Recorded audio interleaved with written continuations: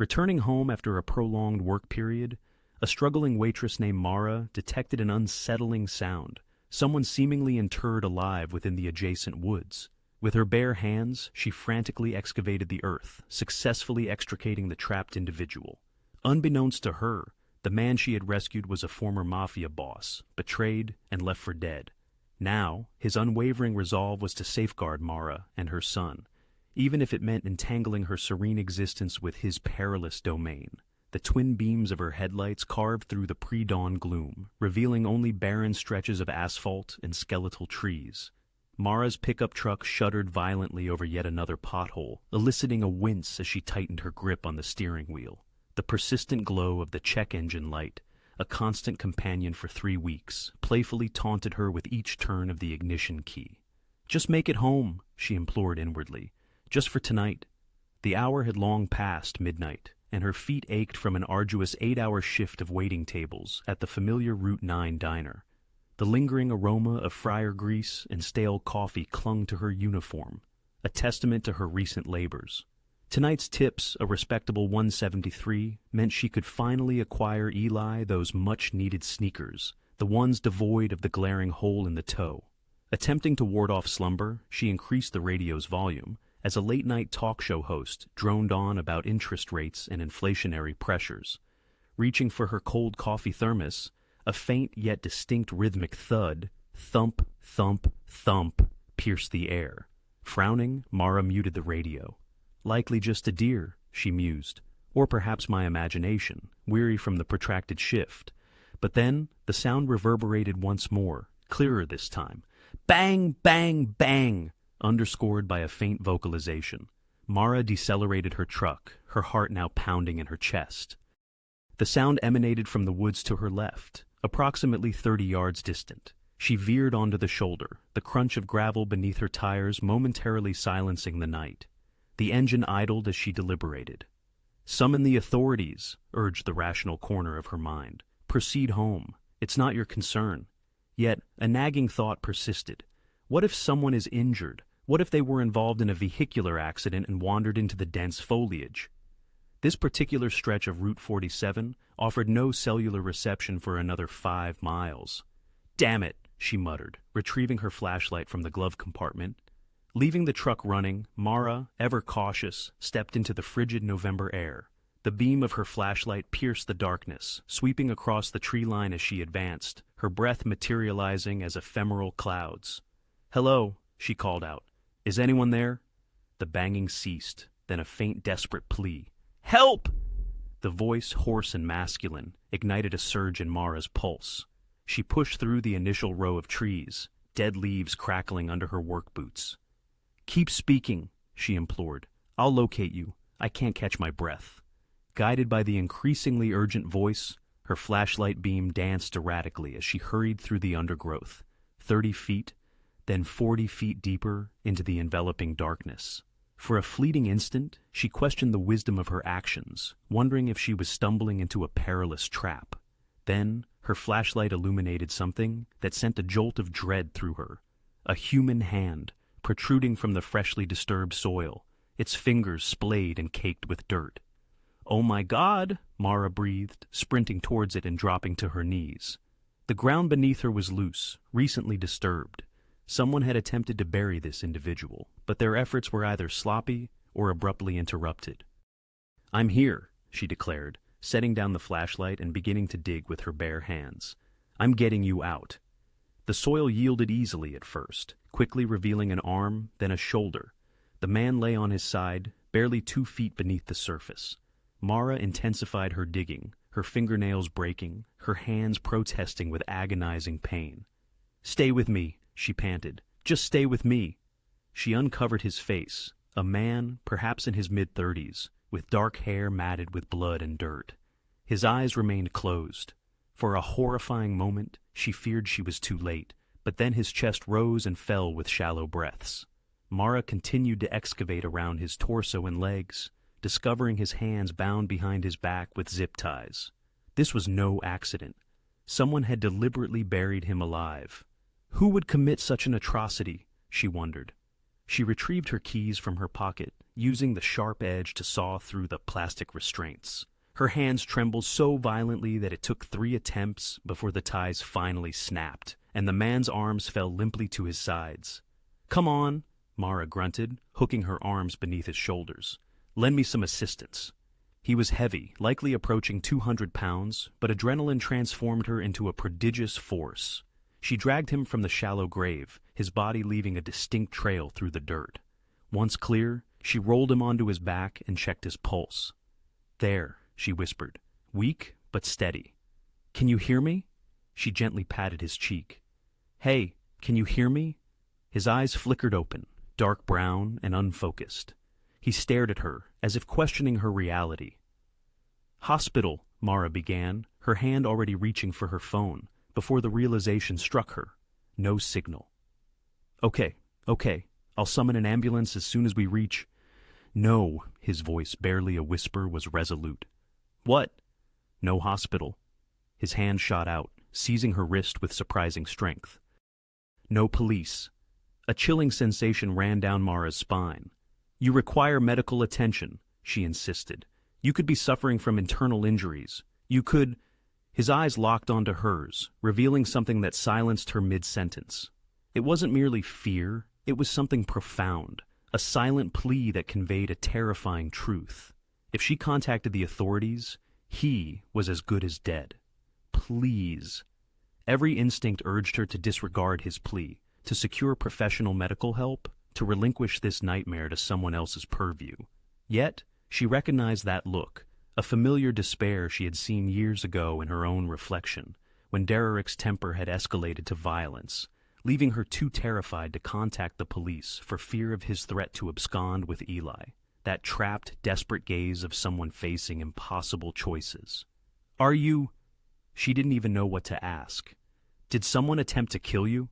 He offered no response, his eyes beginning to close once more. "Hey, stay awake," she urged, shaking his shoulder. "Remain conscious. What's your name?"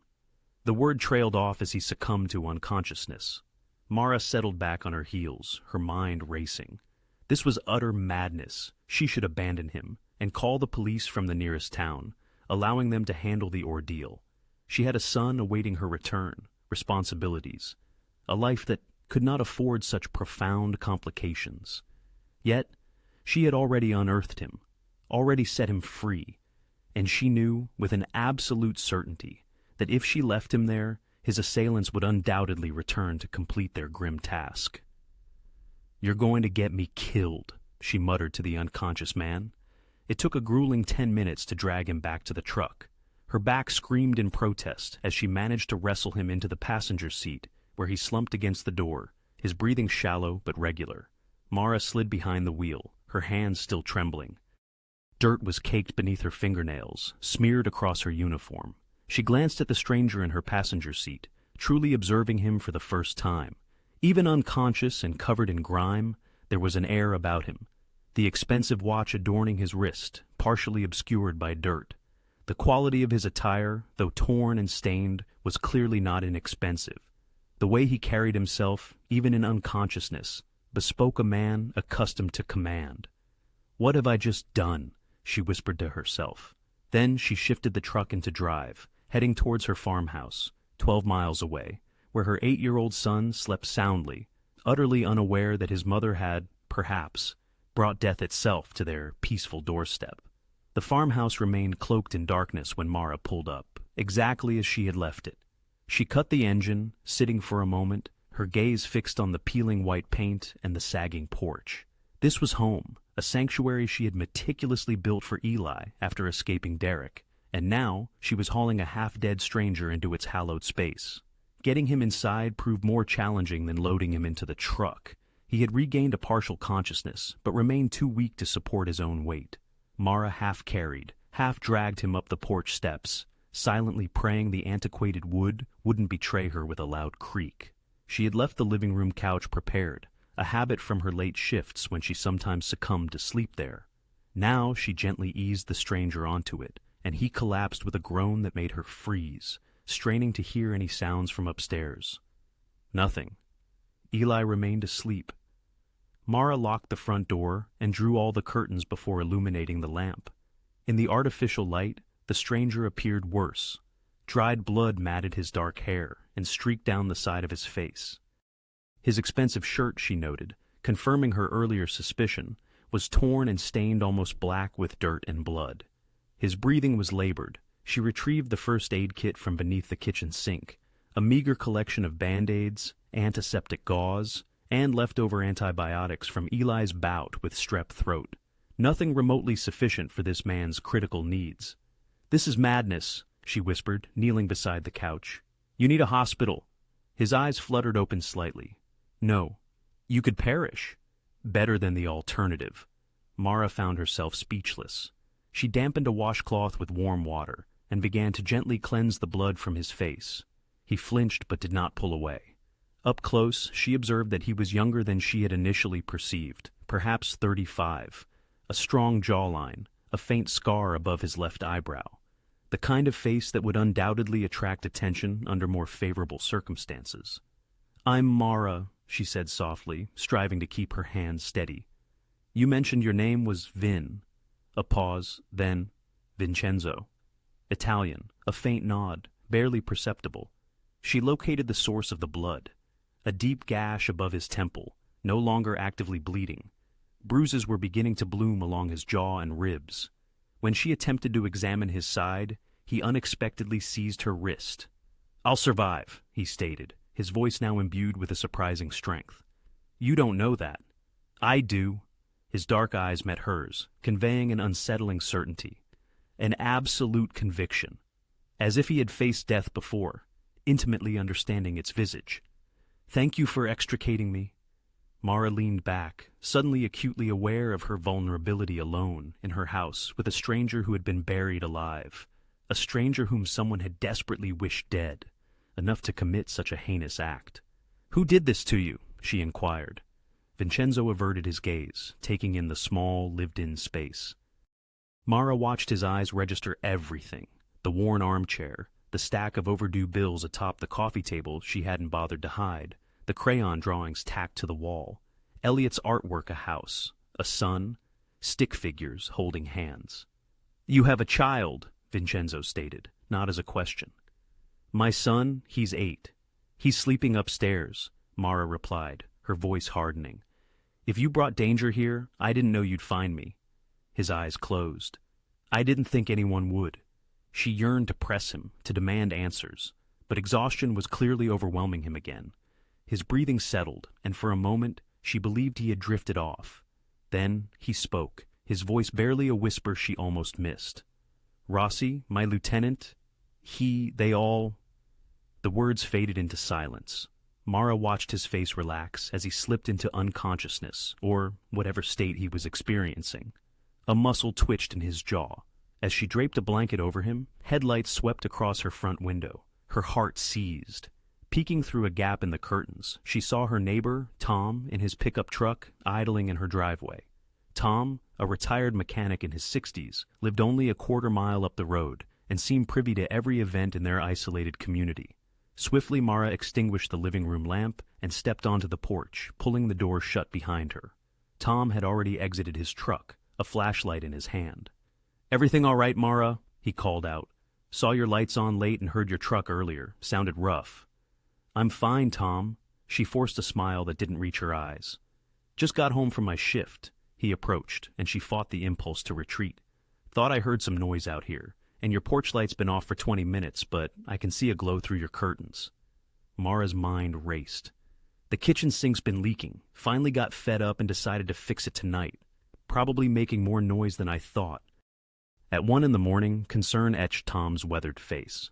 "Want me to take a look? I've got tools in the truck." "No." The word came out too sharply. She softened her tone.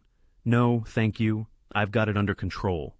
You know me. Too stubborn to sleep when something needs fixing." Tom scrutinized her for a long moment. She could feel his eyes assessing her appearance. The dirt on her clothes, her disheveled hair, her scraped hands. "You sure you're okay?" he asked. "You look like you've been through something." "Just tired, long shift, then wrestling with the plumbing." She hugged herself against the cold. "I should get back inside before I freeze." He nodded slowly, clearly not entirely persuaded. All right, but if you need anything, day or night, you call me. You and Eli. I will, thank you, Tom. She waited until his taillights vanished down the road before returning inside. Her legs felt weak. That had been far too close. In the living room, Vincenzo's eyes were open again, watching her from the darkness. Your neighbor? He asked. Checking on me, Mara replied, sinking into the armchair opposite him. I think I convinced him. You're a good liar. It should have sounded like a compliment, yet it felt like an observation from someone intimately familiar with deception, perhaps a master of it himself. What are you? Mara quietly asked. Who buries a man alive? Vincenzo remained silent for a long time. Then, people who want to make sure he doesn't come back.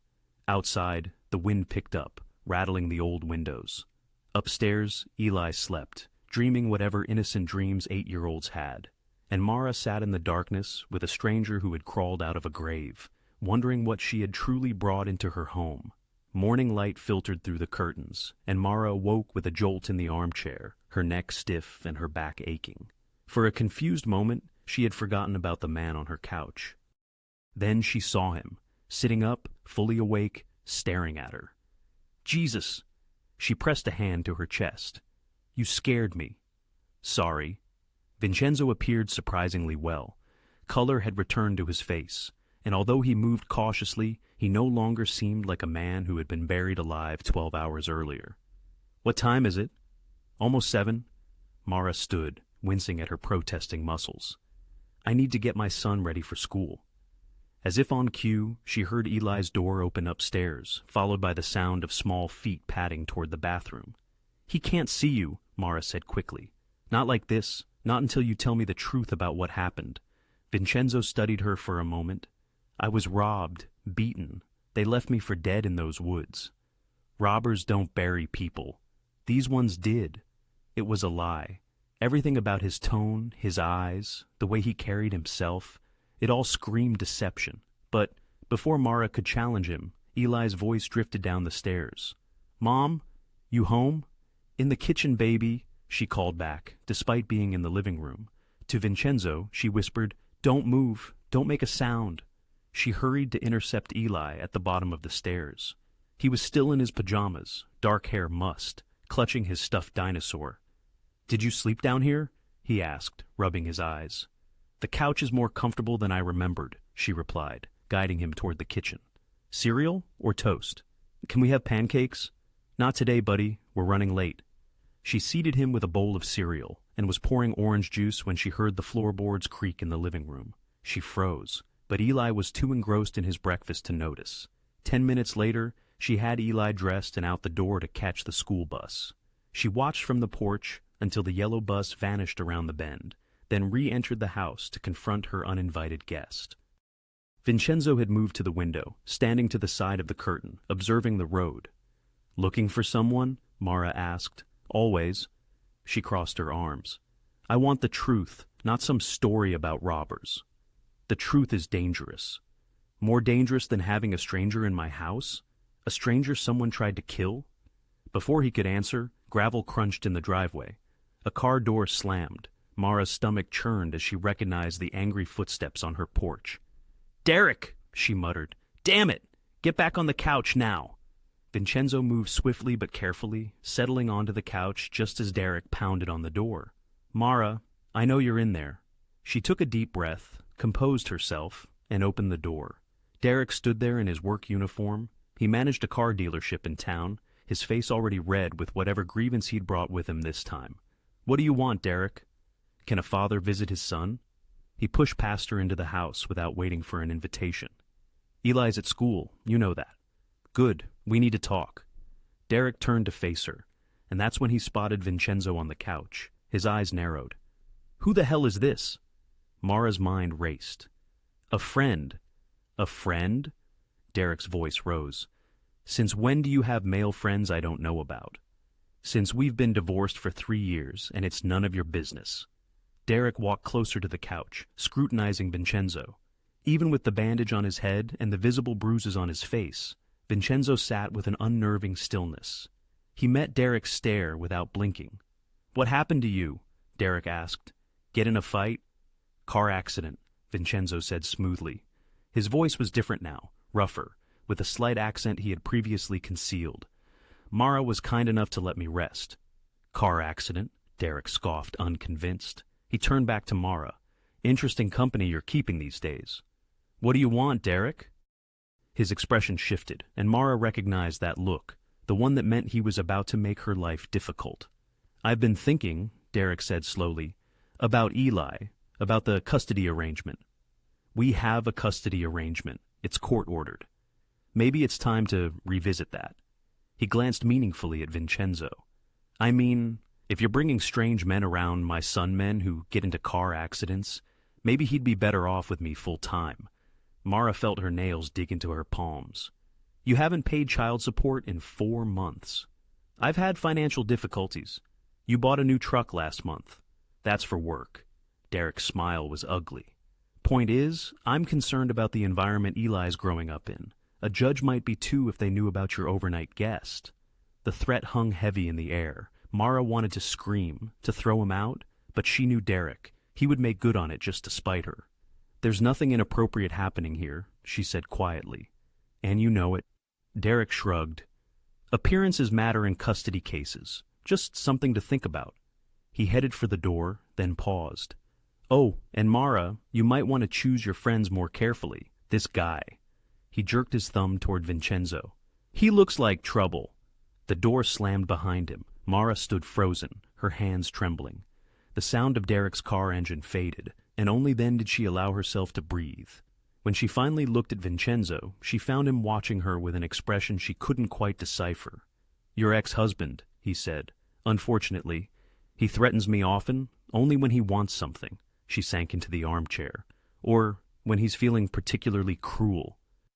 Vincenzo was quiet for a moment. The custody threat, is it real? Real enough to worry about? Mara looked at him. You see why I can't have complications in my life. Why I need you to leave as soon as you're able. I understand. But the way he said it, and the way his eyes had tracked Derek through the window, made Mara think he understood far more than she wanted him to. Marcus Rossi stood in what used to be Vincenzo Romano's office, savoring the feel of the leather chair behind the mahogany desk. In the corner office on the 53rd floor, the city sprawled beneath a panoramic view, and power hung in the air, a scent mingling expensive cigars, aged whiskey, and a palpable tremor of fear. A full decade had passed, leading to this very moment. Are you absolutely certain he's dead? The question, laced with skepticism, came from Tony Battaglia, a grizzled veteran of the old guard. He stood by the window, arms crossed, his weathered face a map of doubt. Tony's history with Vincenzo stretched back to the beginning, when the Romano family served as mere street-level enforcers for the Calibri syndicate. I personally witnessed them lay him in the ground, Rossi declared, pouring 3 fingers of Vincenzo scotch, the Malin 25, a $2,000 bottle. There's no coming back from that. Then where's the body?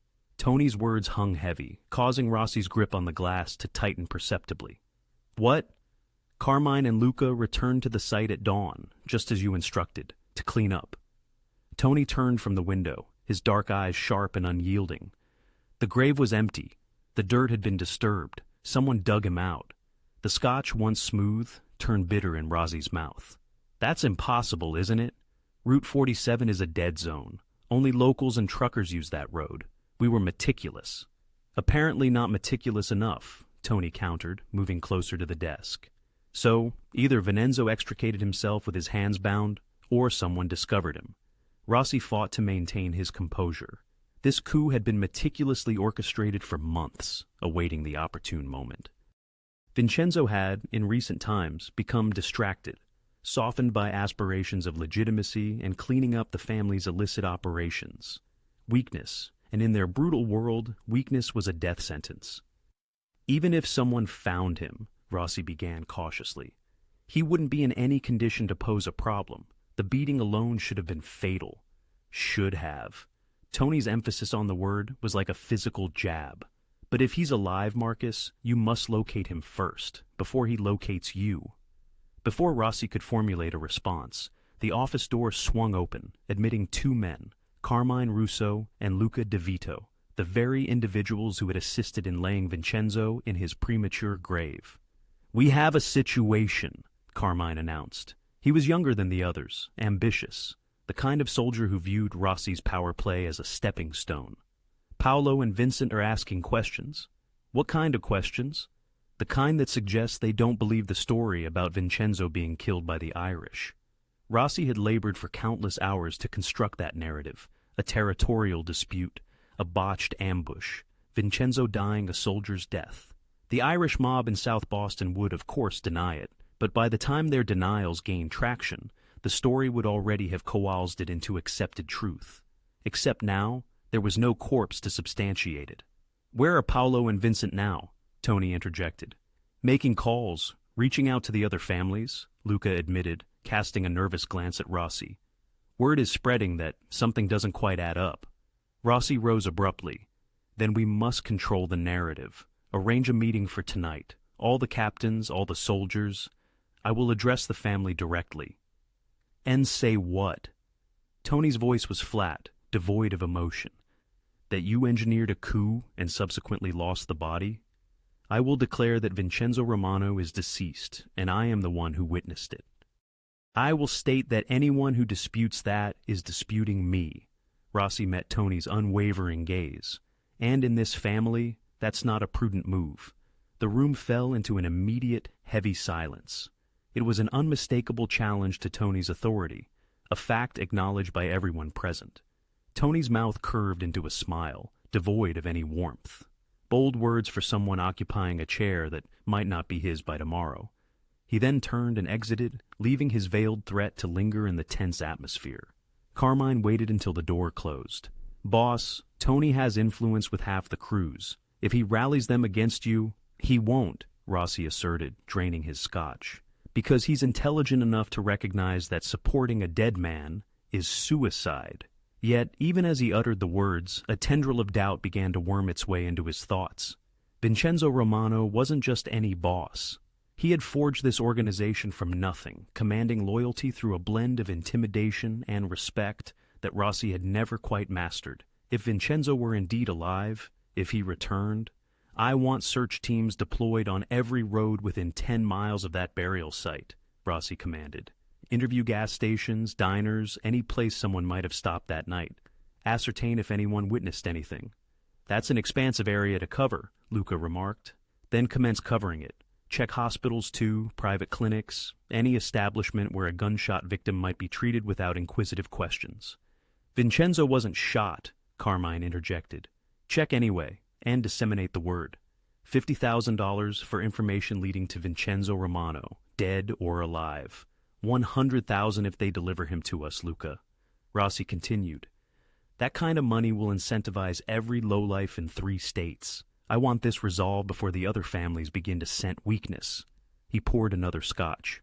"And ascertain who resides along that stretch of Route 47. Someone saw something. Someone knows something." After they departed, Rossi stood at the expansive window, surveying the city's twinkling lights. Just 48 hours prior, everything had been meticulously executed.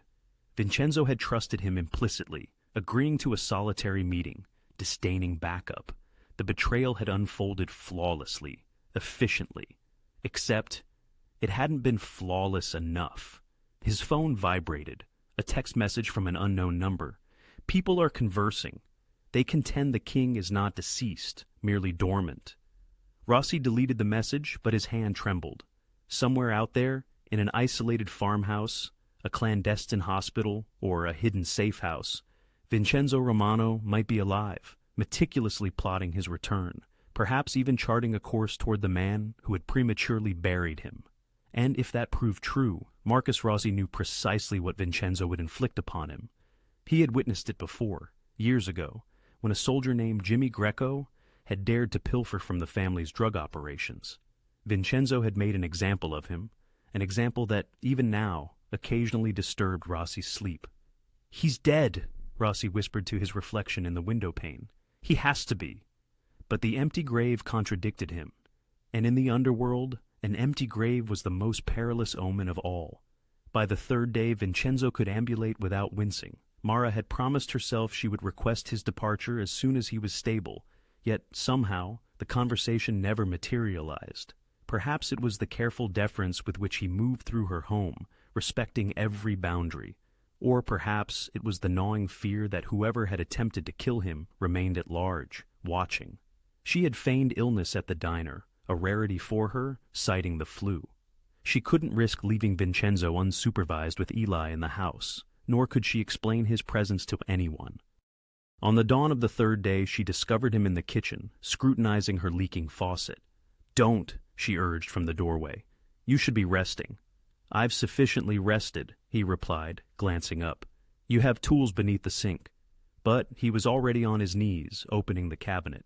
Within minutes, he had cut off the water supply and disassembled the faucet with the confident dexterity of someone experienced in such tasks. Mara watched, holding a flashlight, as his hands worked with surprising gentleness.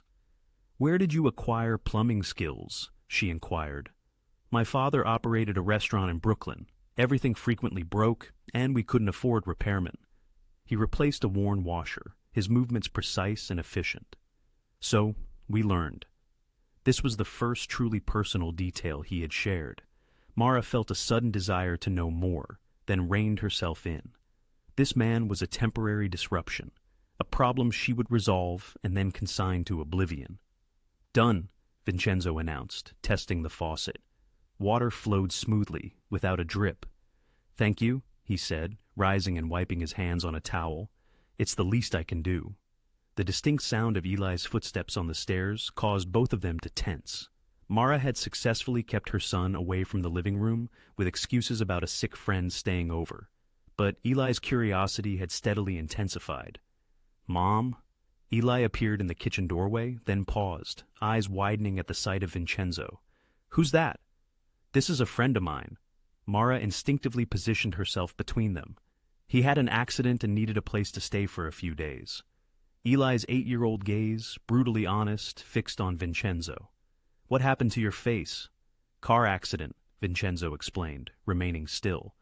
"I wasn't wearing my seatbelt. A foolish error." "My teacher says seatbelts save lives." "Your teacher is entirely correct." Eli pondered this. "I'm Eli. What's your name?" "Vincenzo." "But you can call me Mr. V if that's easier, like the letter." A faint smile briefly softened Vincenzo's features. "Precisely like the letter." Something in Mara's chest tightened. There was a remarkable tenderness in Vincenzo's interaction with her son, a careful respect that Derek had never bothered to express. Over a breakfast of scrambled eggs and toast, Eli bombarded Vincenzo with questions.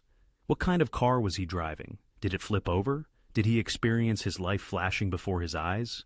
Vincenzo responded with unwavering patience, fabricating a plausible tale about black ice and a ditch. Mara observed how he deftly avoided any mention of his origins or destination, smoothly parrying personal inquiries. Eli, in his youthful innocence, noticed nothing amiss.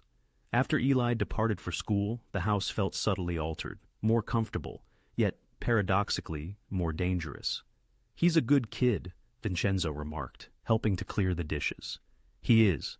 Mara took a plate from him, their fingers briefly brushing. She quickly retreated. "Which is why I need to shield him from anything that might—" "I know." Vincenzo's dark eyes met hers. "I won't allow anything to befall him or you." It should have sounded arrogant, almost presumptuous. Instead, it resonated with the unwavering conviction of a promise. That afternoon, Mara found Vincenzo outdoors, splitting firewood. She had mentioned the previous day that the pile was diminishing, and now he was systematically working through it with steady, powerful strokes. His shirt was off despite the November chill, revealing the full extent of his injuries, bruises blooming in hues of purple and yellow across his ribs, an old scar etching a path along his shoulder blade. "You shouldn't be doing that," she called from the porch. He plunged the axe into a log and straightened. "I need to move. Inactivity makes me restless." Mara descended the steps, tightening her cardigan. "You're recuperating from being buried alive. Most individuals would still be confined to bed." "I am not most individuals." "No," she thought, watching him intently. "You are most certainly not." "May I inquire about something?" she asked, her voice soft as she took a seat on the porch steps. That name you mentioned, Rossi, is he responsible for what happened to you? Vincenzo, without a word, selected another log and carefully positioned it. Yes, he affirmed. Why? The axe descended with a sharp, clean strike that split the wood. Because I trusted him. Though not a direct answer, the profound anguish in those 4 words was enough for her. Betrayal. A wound deeper than any blade could inflict. I'm sorry, she offered. Don't be, he responded, picking up another log. It was my error. I allowed sentiment to cloud my judgment. It won't recur. A quiet understanding settled between them as they continued their tasks. Him splitting wood, her meticulously stacking it. Their synchronized movements created a near meditative rhythm. When Eli's bus arrived, both startled, as if caught in a clandestine act. Eli bounded off the bus, his eyes widening in awe. Whoa, Mr. V, you're super strong. Just practice, Vincenzo replied, pulling his shirt back on. Can you teach me, Eli? Mara quickly interjected. Mr. V is still recovering. Perhaps when you're older, Vincenzo added gently. It's hazardous if you don't understand the proper technique, but you could instruct me. Then I'd be sure of what I'm doing. Vincenzo glanced at Mara, and she responded with a subtle nod. We could cover a few fundamentals, Vincenzo proposed. With your mother's consent, of course. That evening, Mara observed from the kitchen window, as Vincenzo patiently demonstrated to Eli the correct way to hold an axe and maintain proper stance. His patience was remarkable, utterly devoid of condescension, as he adjusted Eli's grip with the same meticulous care he'd shown her leaky faucet. And Eli, who had been withdrawn and irate since the divorce, was now laughing. You're quite good with him, Mara remarked later, after Eli had retired for the night. They sat at opposite ends of the sofa, a careful chasm between them, while the television hummed with a mindless sitcom neither was truly watching. He reminds me of someone, Vincenzo confided softly. Who? She prompted. Someone I once was, before... He trailed off, seemingly catching himself. It doesn't signify. But Mara was starting to believe it signified a great deal, that beneath the veneer of violence and danger this man exuded, there was something else, something profoundly human. You can remain until your injuries are fully mended, she found herself saying. A few more days. Vincenzo's gaze met hers, and for a fleeting moment, an unspoken connection passed between them. Not quite trust, not quite attraction, but something undeniably potent. Thank you, he said. Outside, a car slowed on the road. Both tensed, but it passed by. Still, Mara noted how Vincenzo continued to watch the window long after the taillights vanished, and she mused, not for the first time, about the true extent of the peril she had invited into her home. Day 4 dawned much like the others, yet Mara's perception began to sharpen, noticing details she had previously overlooked. While folding laundry, she discovered Vincenzo's torn shirt, the very one he had been wearing the night she found him. Despite 2 washes, faint bloodstains still discolored the fabric. As she held it up to the light, something clattered to the floor. A heavy gold cufflink, engraved with the initials VR. Mara turned it over in her palm. Its weight alone suggested expense. Real gold, not merely plated, with exceptional craftsmanship, intricate scrollwork surrounding the monogram. This was no ordinary possession. It was the kind of item displayed in luxury store windows behind reinforced glass. She slipped it into her pocket. That afternoon, as Vincenzo continued chopping wood outside, always in motion, always restless, Mara observed him through the kitchen window, truly studied him, the way he carried himself, even wounded, shoulders back, head held high, the constant scanning of the perimeter by his eyes, assessing sightlines and escape routes. These were not the behaviors of a restaurant owner's son. When he came inside for water, she noted his economical, precise movements, like someone with rigorous training. You were in the military, she ventured. Vincenzo paused mid-drink. No. Why do you ask? You move like someone who was. I participated in many sports growing up, he said, setting down the glass. Football, boxing, another evasion, another polished falsehood. Mara was beginning to recognize them. That evening after dinner, she left the TV on while tidying up. Eli was at the table doing homework, and Vincenzo sat on the couch, pretending to read a magazine she had lying around. Yet, in the reflection of the kitchen window, she could see he wasn't reading at all. He was watching, waiting. The local news came on. Mara half listened to reports about traffic accidents and city council meetings while scrubbing dishes. Then, the anchor's voice sharpened. In Boston, federal investigators are looking into the sudden disappearance of alleged crime boss Vincenzo Romano. Sources say Romano, who headed one of New England's most powerful organized crime families, vanished 2 weeks ago under suspicious circumstances. His second-in-command, Marcus Rossi, has taken control of operations, but questions remain about Romano's fate. Mara's hand stilled in the soapy water. She slowly turned, observing Vincenzo's reflection. He had become completely rigid. His knuckles, gripping the magazine, were white, and his jaw was clenched so tightly she could see the muscle twitching. The news continued. The Romano family has been under federal investigation for racketeering, money laundering, and suspected involvement in several unsolved homicides. Authorities are asking anyone with information about Vincenzo Romano's whereabouts to... Vincenzo abruptly stood, walked to the TV, and switched it off. "Hey!" Eli protested. "I was listening to that."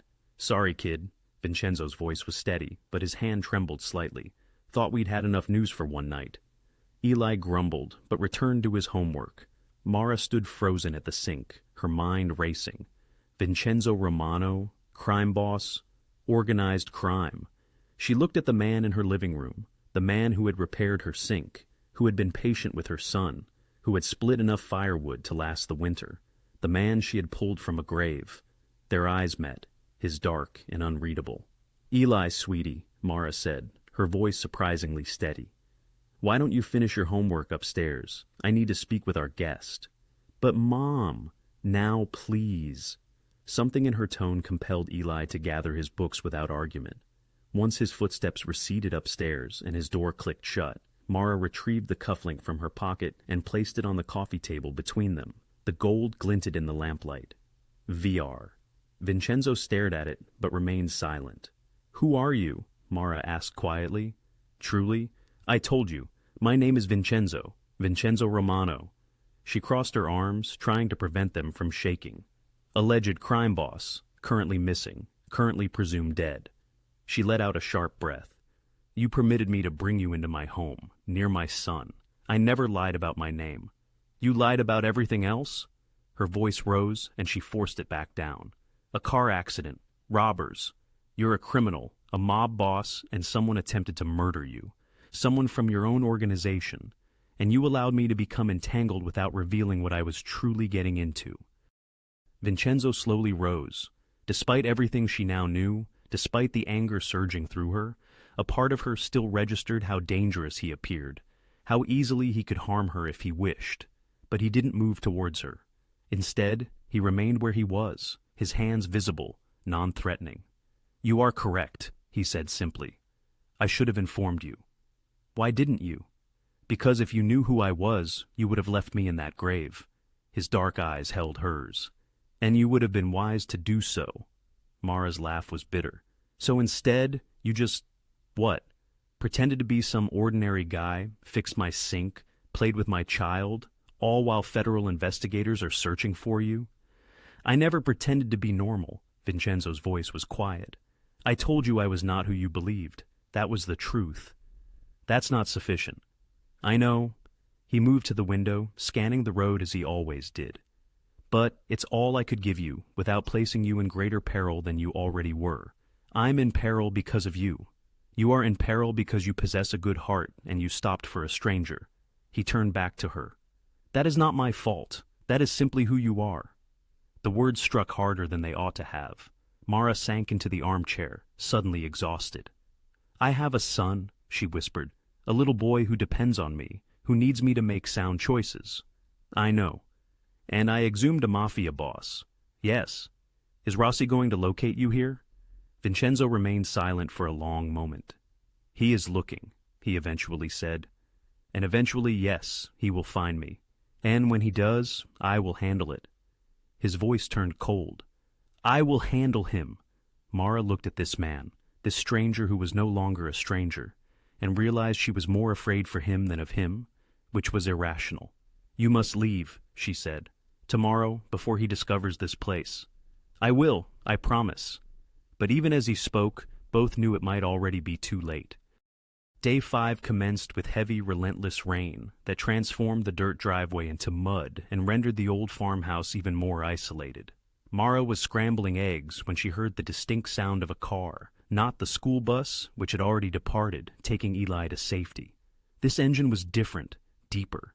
It slowed as it approached the house, then stopped.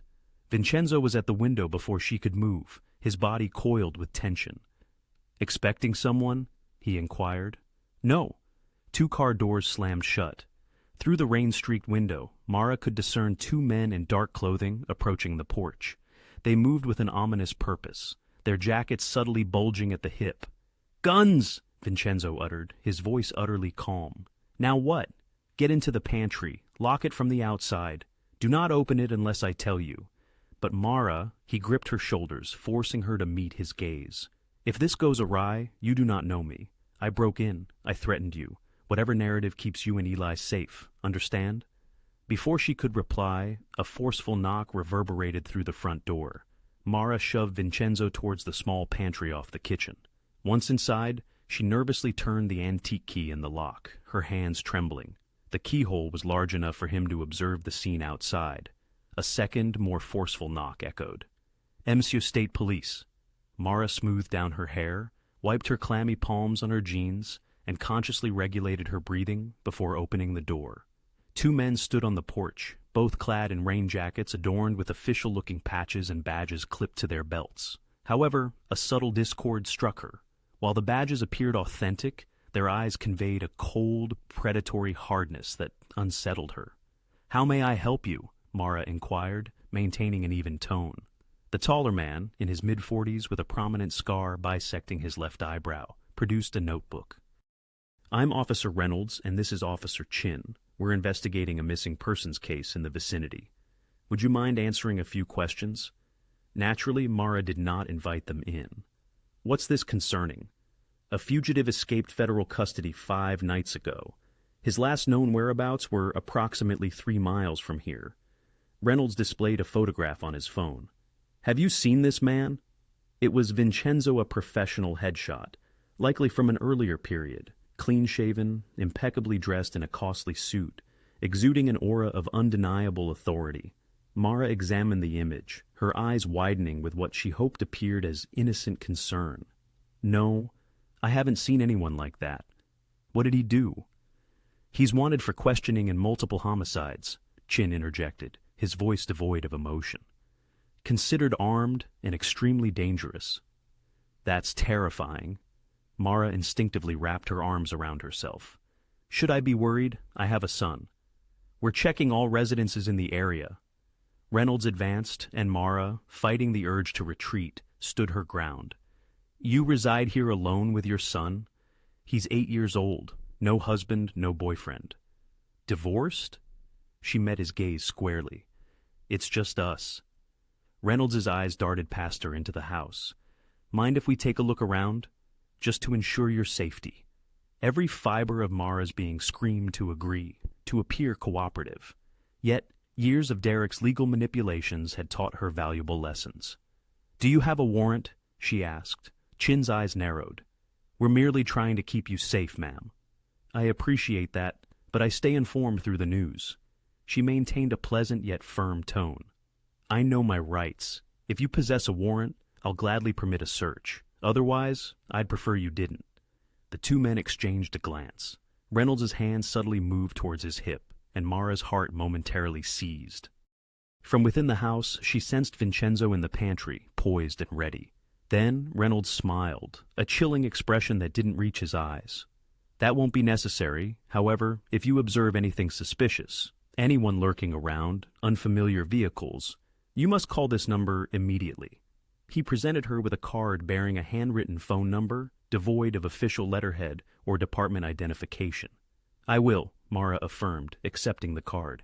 "You passed our checkpoint on Route 47 5 nights ago," Chin stated abruptly. "Around 12:30 a.m., rather late to be returning home." Mara's blood ran cold, but she maintained her composure. I work late shifts at the Route 9 diner. I drive that road every night. Did you notice anything unusual that night? Like what? People without bicycles? Anything out of the ordinary. Mara feigned contemplation. It was raining, I believe. I was simply eager to get home and wasn't really paying attention. Reynolds scrutinized her for a prolonged moment. She could feel his attempt to dissect her, to unearth a lie. She thought of Eli, of protecting him, and allowed that primal fear to manifest in her expression. Not fear of these men, but the fear of a single mother contending with lurking criminals. "You have a cell phone?" Reynolds asked. "Of course.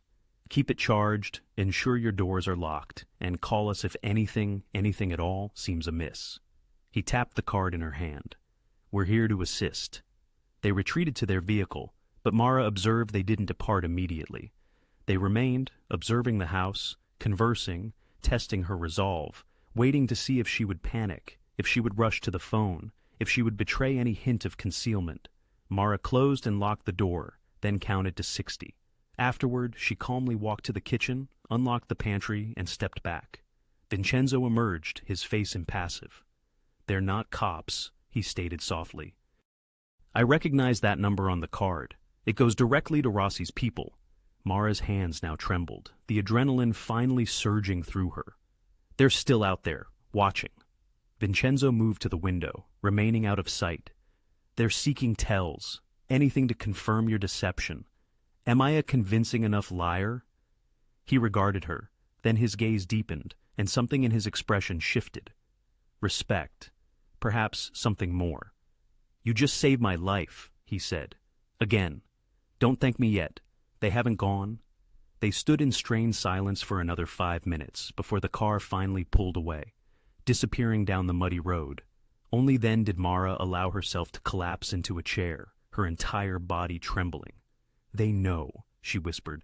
"They know you're here. They suspect. There's a difference." Vincenzo knelt beside her. "But you're right. They'll return with more men next time." "What do we do?" "I contact my people. End this before it reaches your door again." "And if you can't?"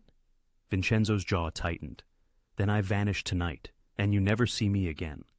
The thought, surprisingly, disturbed her more than it ought to have. Derek made an unannounced appearance the following afternoon, just as Mara was carrying in groceries. He pulled up in his new truck, the engine still idling as he exited. "Derek, what are you doing here?" Mara asked, setting down the bags. "It's not your day." "I wanted to see Eli." He strode past her towards the house. "Is that a crime now?" "He's at school, you know that." Derek paused at the door, then turned, a smile she'd grown to despise curling his lips, the kind that signaled his scheming. "Actually, I wanted to discuss your house guest." Mara's stomach plummeted. "I don't know what you're talking about." "Don't play dumb, Mara. The guy on your couch, the one with the bruised face." Derek leaned against the porch railing. "I did a little digging. Funny thing, nobody in town knows him.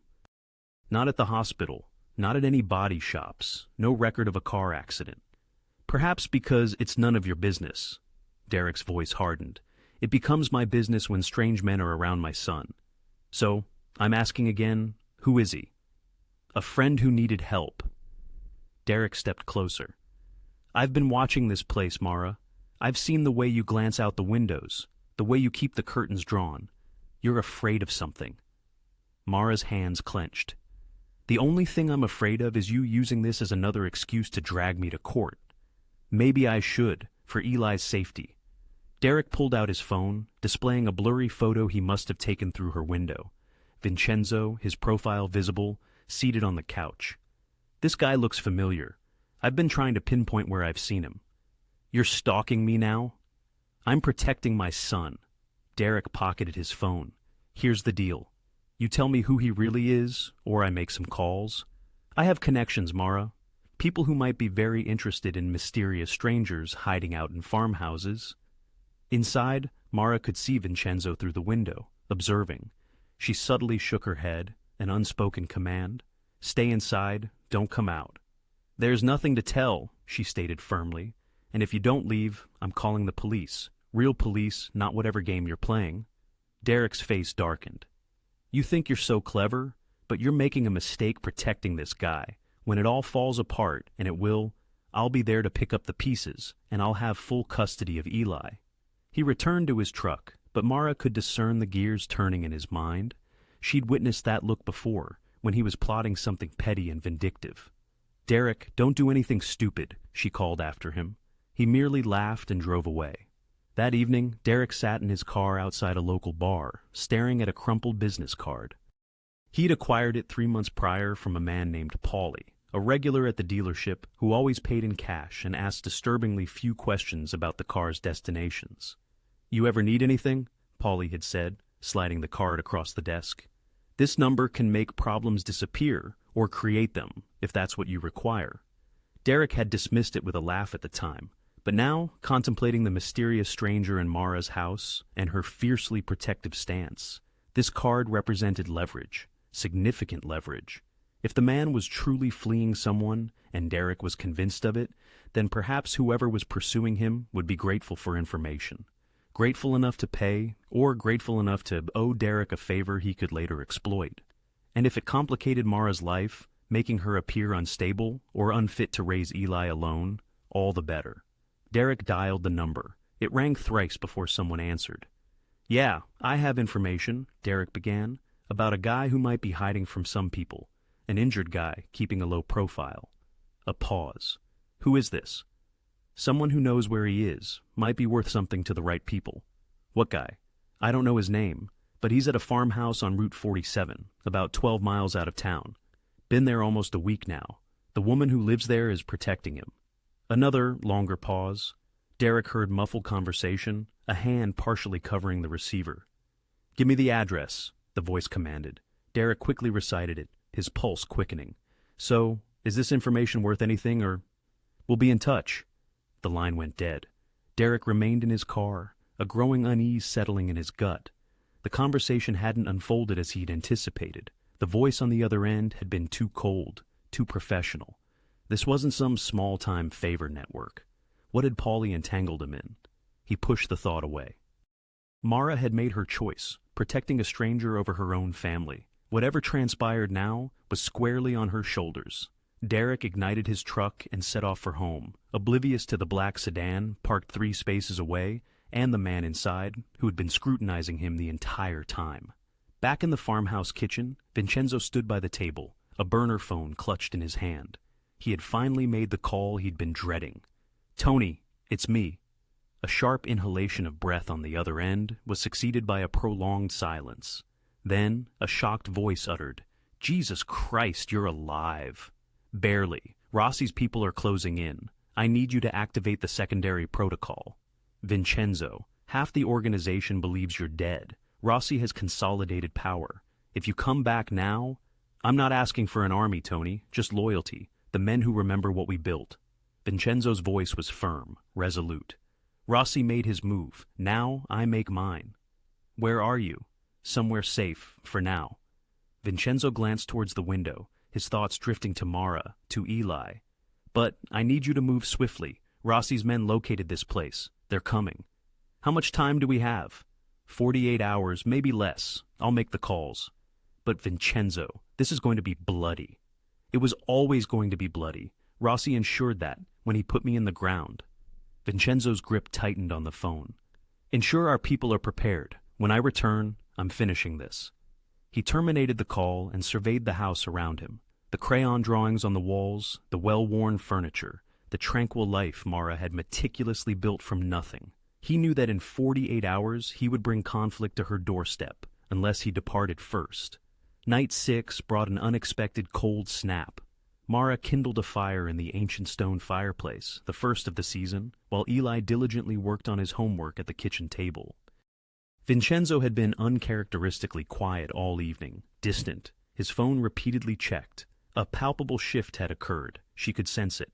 After tucking Eli into bed, 2 stories and a promise of morning pancakes, Mara descended the stairs to find Vincenzo, intently gazing into the flickering flames. The firelight cast dancing shadows across his face, accentuating the bruises that had softened from purple to a yellow-green hue. "He asked me today if you were staying," Mara stated softly, pouring herself a glass of wine. She did not offer him one. "I didn't know what to tell him. Tell him no. Vincenzo remained focused on the fire. Tell him I'm leaving soon. Are you? I should. That's not what I asked. Vincenzo finally turned to face her in the firelight, his dark eyes appearing almost black. Sit down, Mara. There are things you need to know. She settled into the armchair opposite him, the wineglass warming in her hands, waiting. My name is Vincenzo Romano. You already know that part.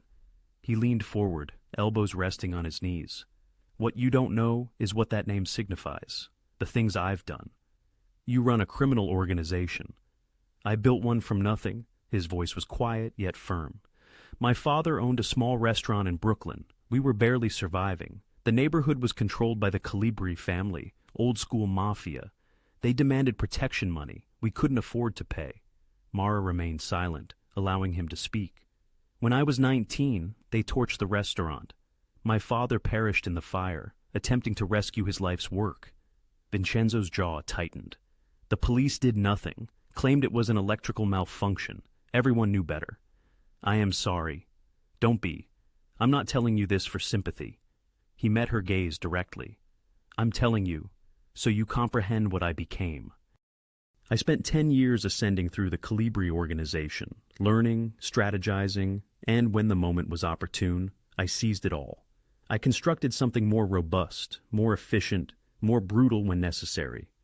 He did not flinch from the truth. I've harmed people, killed people, not arbitrarily, not innocently, but I cannot pretend my hands are clean. The wine turned bitter in her mouth. And Rossi, I once saved his life years ago. Brought him into the family, mentored him, trusted him. Vincenzo's laugh was harsh.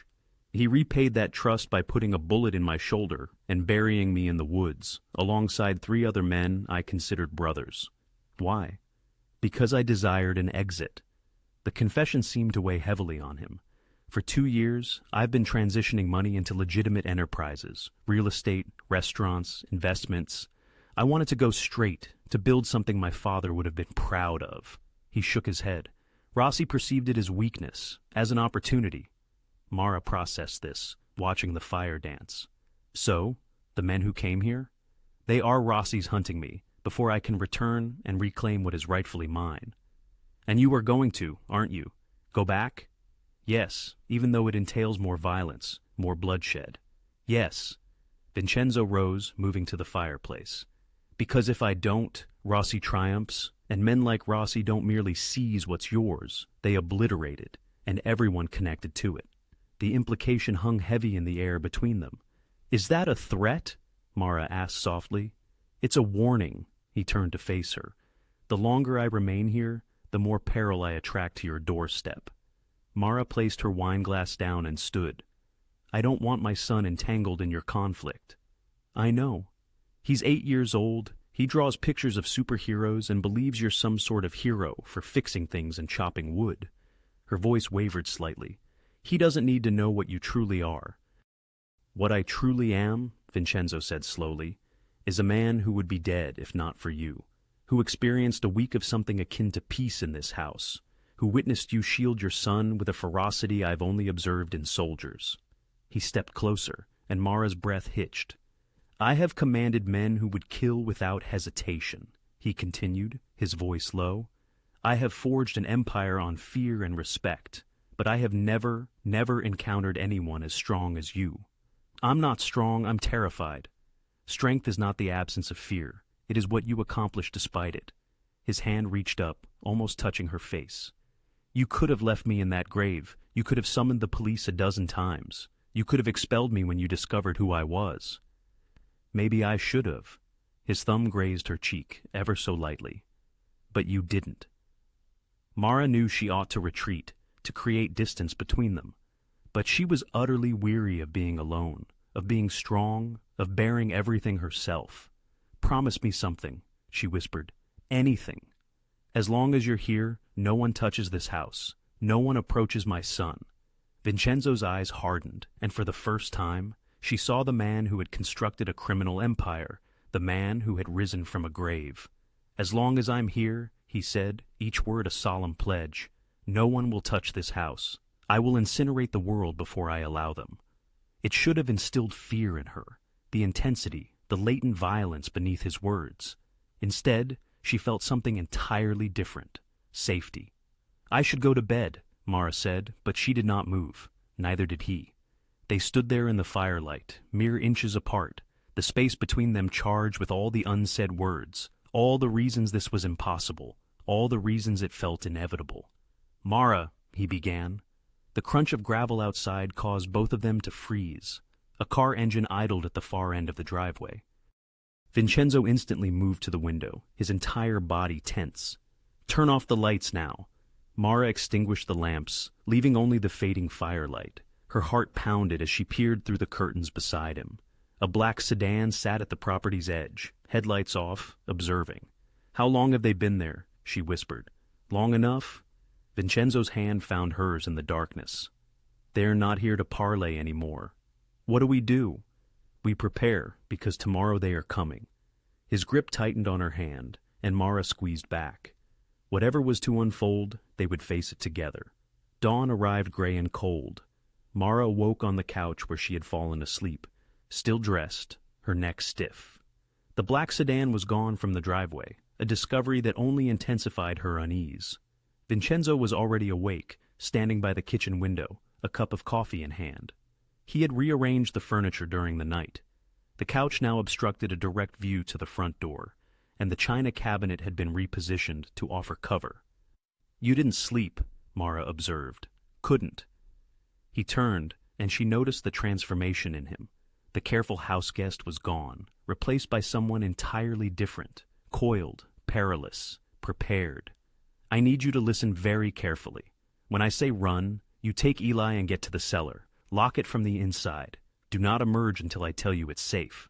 Vincenzo, there's a gun." He produced a pistol from his waistband. When had he acquired that, and demonstrated the safety mechanism? "You know how to use one?" "Derek taught me years ago." "Good. You point, you squeeze, you don't hesitate." He pressed it into her hands. "This is just in case." The weight of it terrified her. "In case of what?" "In case I can't protect you."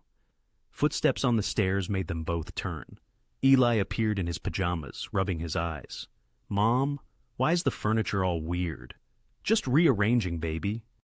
Mara injected a forced cheerfulness into her voice. "How about you stay home from school today? We can make those pancakes." "Really?" Eli's face brightened. Then he noticed Vincenzo's solemn expression. "Mr. V, you okay?" "Fine, kid, just tired." Vincenzo managed a smile. "Why don't you go get dressed? Something warm." As Eli headed back upstairs, Vincenzo moved to the other window. "They're here." Mara joined him and saw what he had spotted. 3 vehicles slowly approaching on the rural road, black SUVs moving in formation. "Take Eli now," Vincenzo instructed, his voice utterly calm. "Cellar, go."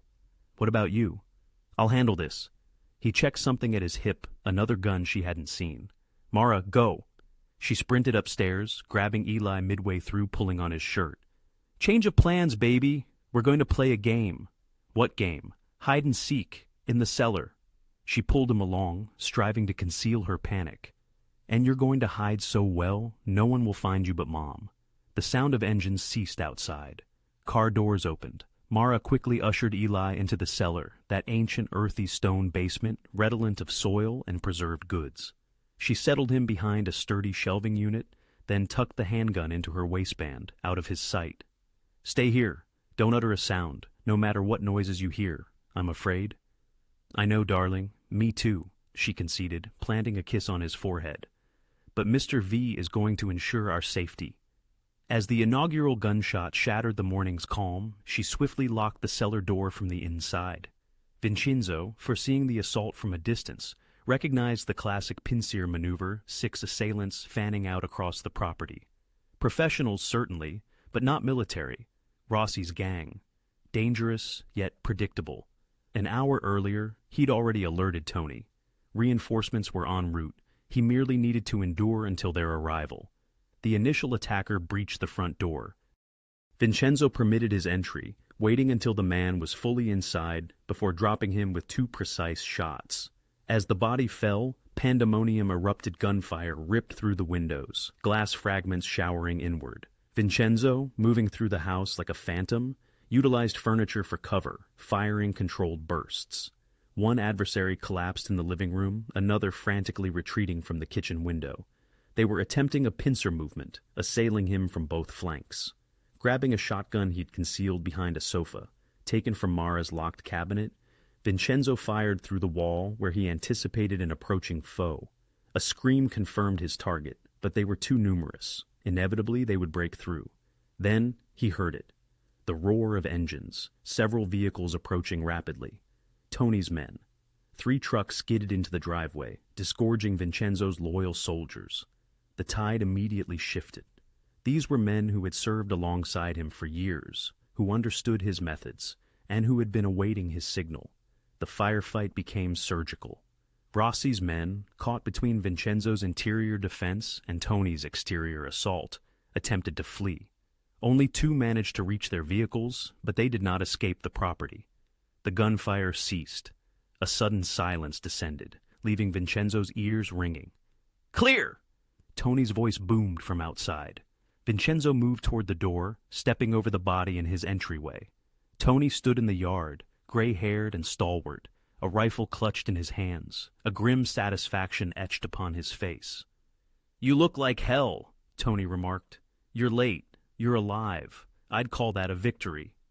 It was then that Vincenzo noticed another vehicle approaching, a familiar truck, moving too fast, skidding to a halt. Derrick emerged, his face ashen.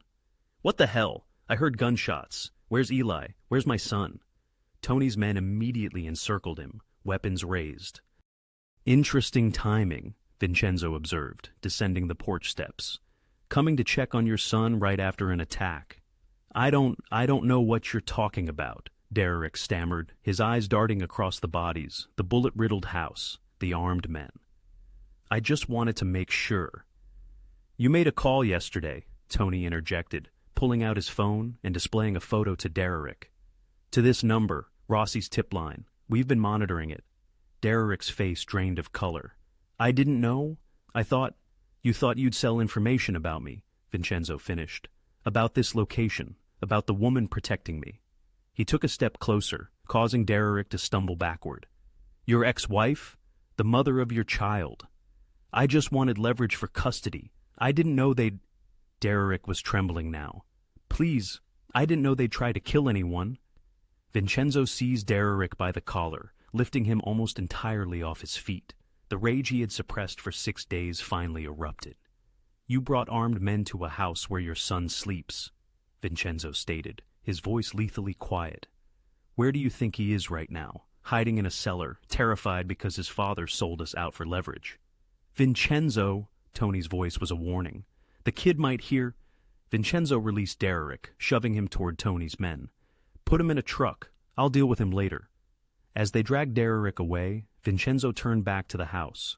The door opened and Mara emerged, pale and trembling, the gun still clutched in her hand.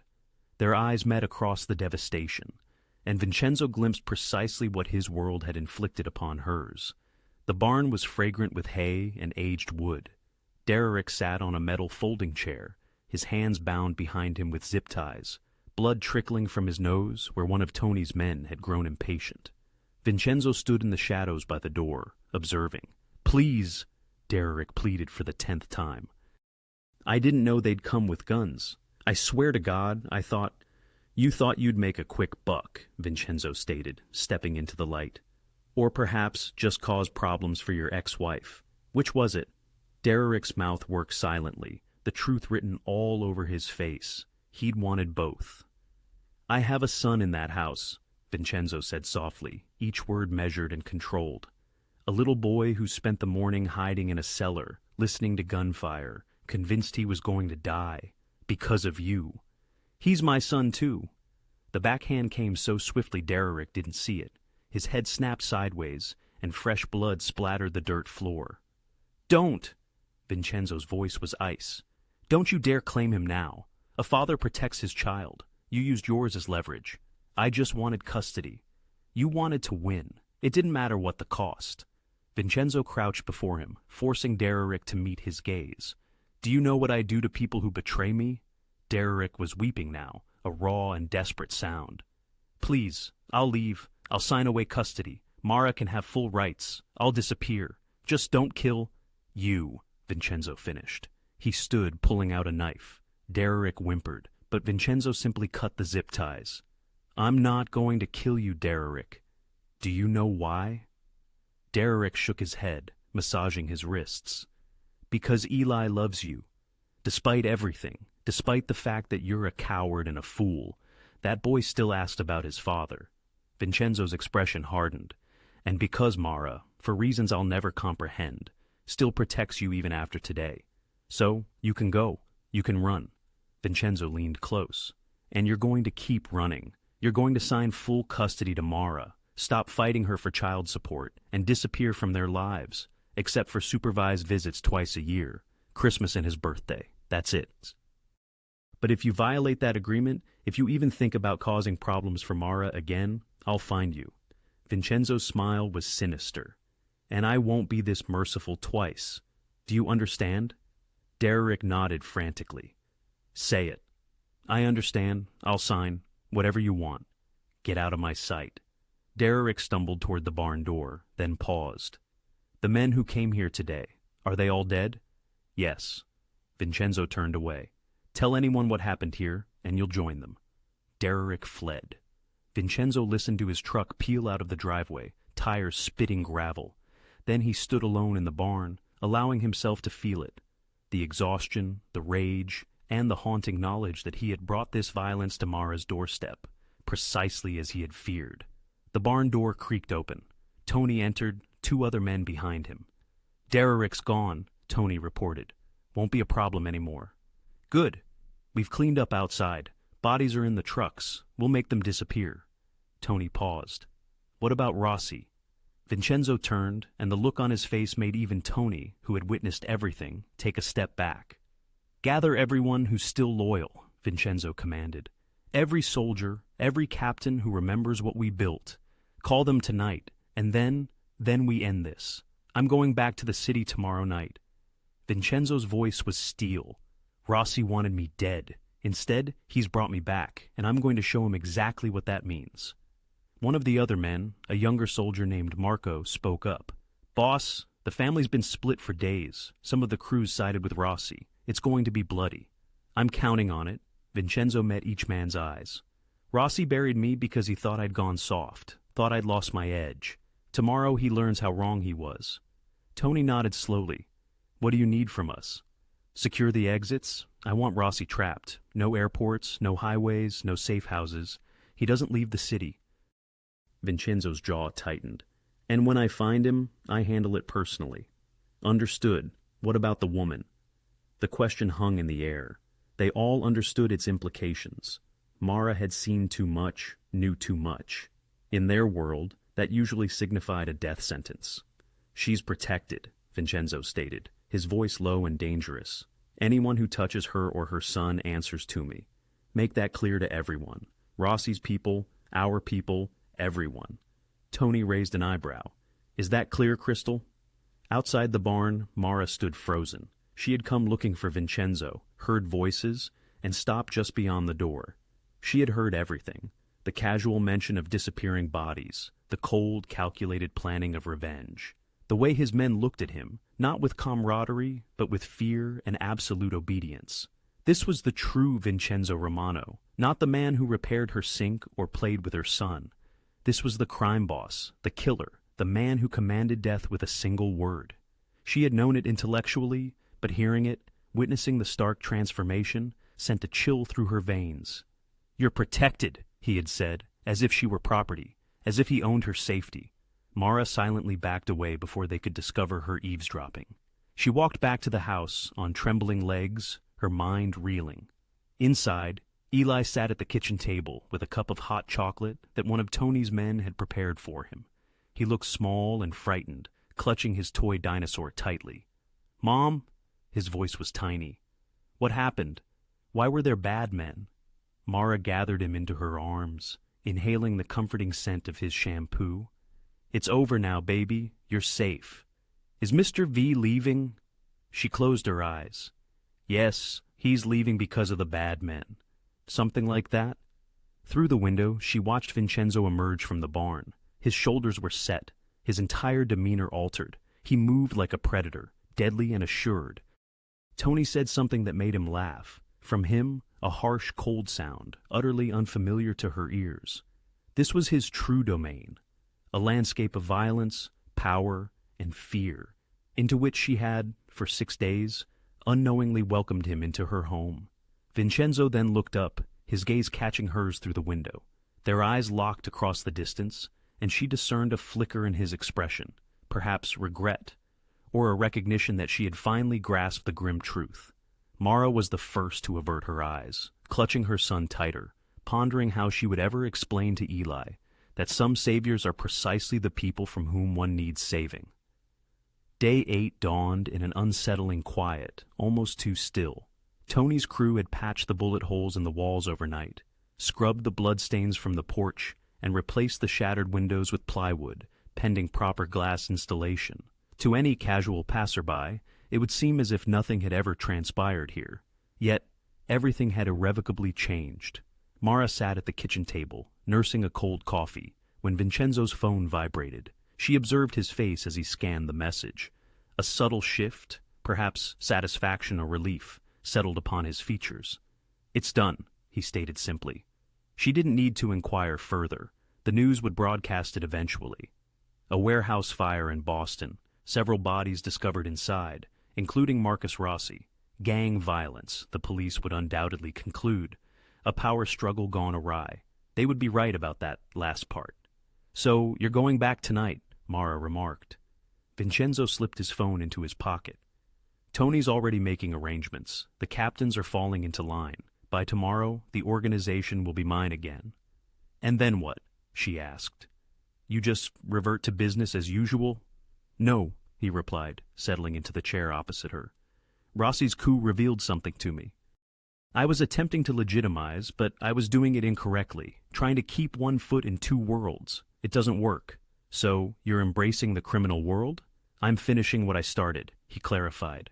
"Cleaning up the operations that are beyond redemption. Shutting down what needs to be shut down, then walking away for good." His dark eyes met hers. "It will take time, perhaps a year.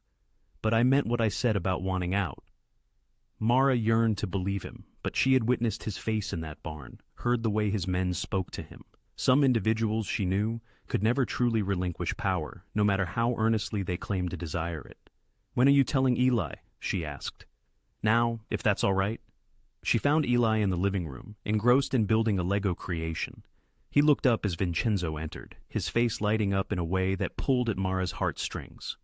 "Mr. V, want to help? I'm building a fortress." Vincenzo knelt beside him, thoughtfully inspecting the structure. "That's a solid foundation, but you need a back exit. Always have an escape route, like in case of bad guys."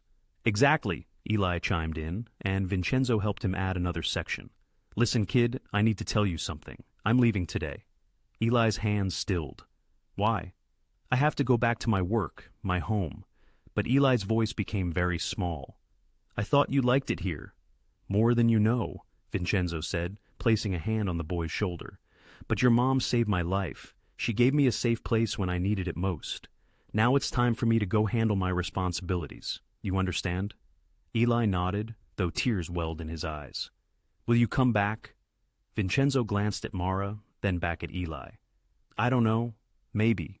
But even if I don't, I want you to remember something." He gestured to the Lego fortress. "You're building something here with your mom, something strong and good. You protect that, okay? You protect her." "I will," Eli whispered. "Good man." Vincenzo pulled him into a brief hug, then stood quickly as if lingering would make his departure impossible. 3 black SUVs arrived at noon, Tony and his crew ready to escort Vincenzo back to the city, back to his empire. Mara stood on the porch, silently watching them load up. Vincenzo moved among his men with an effortless authority, that other version of himself fully manifest. The crime boss, the man who commanded fear. He approached her one last time, stopping at the bottom of the porch steps. "There's money in your account," he said quietly. "Enough to cover your mortgage. It's paid off as of this morning." Mara's eyes widened. "Vincenzo? I can't." "You can. You will." He pulled out a card, pressing it into her hand. "This number, it's secure. If you ever need anything, anything at all, you call it, day or night. I don't want your money. It's not about what you want. It's about what you're owed." His voice softened. "You dug me out of the dirt. Don't ever think I've forgotten." Tears burned behind her eyes. "You can't just pay off my problems and disappear." "I'm not disappearing. I'm leaving before I bring more danger to your door." He reached up, his hand gently cupping her cheek. "You gave me something I thought I'd lost. Hope. The possibility of a different life." His thumb brushed away a tear that had escaped. "I won't repay that by destroying yours." "Vincenzo? Take care of him," he said, nodding toward the house where Eli watched from the window. "He's a good kid because of you." Then he stepped back, breaking the contact, and walked to the waiting SUV. Mara stood on the porch as the engine started. Vincenzo paused at the door of the lead vehicle, looking back at her one last time. Their eyes met across the distance, so much left unsaid, so much impossibly separate. He climbed in. The door closed. And then the convoy rolled down her driveway, 3 black SUVs disappearing down Route 47, leaving behind nothing but dust and silence. Mara remained there long after they were gone, the card feeling heavy in her hand, her heart an even greater weight in her chest. Her quiet life, her carefully constructed existence would never be the same. She would forever wonder where he was, if he was safe, if he had truly found his way out. "Mom?" She turned to find Eli beside her, his dinosaur tucked under one arm and a piece of paper in his other hand. "I drew this for when Mr. V comes back." Mara looked at the drawing, stick figures of herself and Eli holding hands in front of their house. Beside them, taller and seemingly protective, stood another figure. Above its head, Eli had painstakingly written, "Mr. V, the hero." She pulled her son close, gazing at the drawing. A hero. That's what Eli perceived. Not the violence, not the darkness, not the bodies in the yard or the criminal empire. Just a man who had helped them, protected them, cared for them. "He might not come back, baby," Mara said gently. "I know." Eli looked up at her with wise, sad eyes. "But he'll remember us, right?" Mara thought about the empty grave in the woods, the man who had clawed his way out of death, the week they had spent suspended between 2 worlds, caught between violence and peace. "Yes," she whispered. "He'll remember." She took the drawing inside, taping it to the refrigerator next to Eli's other artwork, the hero, the savior. And every time she looked at it, she knew she would remember the truth beneath the innocent depiction, that sometimes the people who save you are also the ones you can never truly know. That heroism wears many faces, and some of them are undeniably stained with blood. Outside, the November wind began to pick up, rattling the new plywood in the windows. Inside, the house was warm, safe, irrevocably changed.